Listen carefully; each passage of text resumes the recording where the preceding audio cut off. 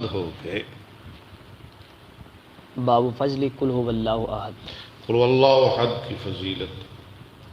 حدثنا عبداللہ بن یوسف قال اخبرنا مالک بن عبد الرحمن بن عبد اللہ بن عبد الرحمن بن ابی سعسعۃ عن ابی سعید الخدری ان رجلا سمع رجلا یقرأ قل هو اللہ احد ایک آدمی نے ایک آدمی کو سنا وہ قل واللہ احد پڑھ رہا تھا یرددها اور بار بار پڑھ رہا تھا۔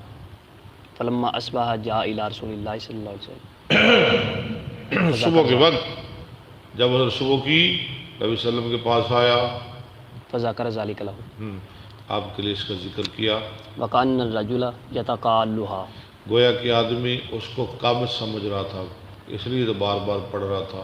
چھوٹی سی صورت ہے، اس کا ثواب بھی تھوڑا سا ہی ہوگا۔ فقال رسول اللہ والذی نفس بیدہ رسول صلی اللہ علیہ وسلم اس ذات کی قسم کہ میری جان اس کے قبضہ میں ہے، انہا لتعدل ثلث القرآن، یہ تو انہا لتعدل، ثلث القرآن یہ تو 10 پاروں کے برابر ہے، قرآن کے ثلث کے برابر ہے۔ قرآن کے تہائی قرآن کے برابر ہے۔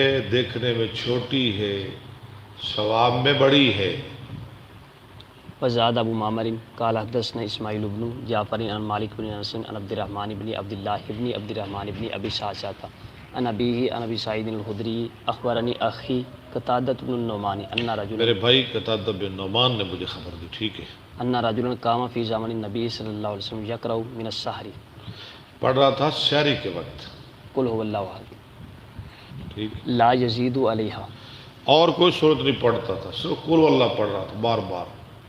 فلما اصبحنا اتى رجل النبی صلی اللہ علیہ وسلم جب ہم نے صبح کی تو آیا آدمی نبی صلی اللہ علیہ وسلم کے پاس، نحوہ نحوہ اسی طرح حدیث، اور یہ تہائی قرآن کے برابر ہے۔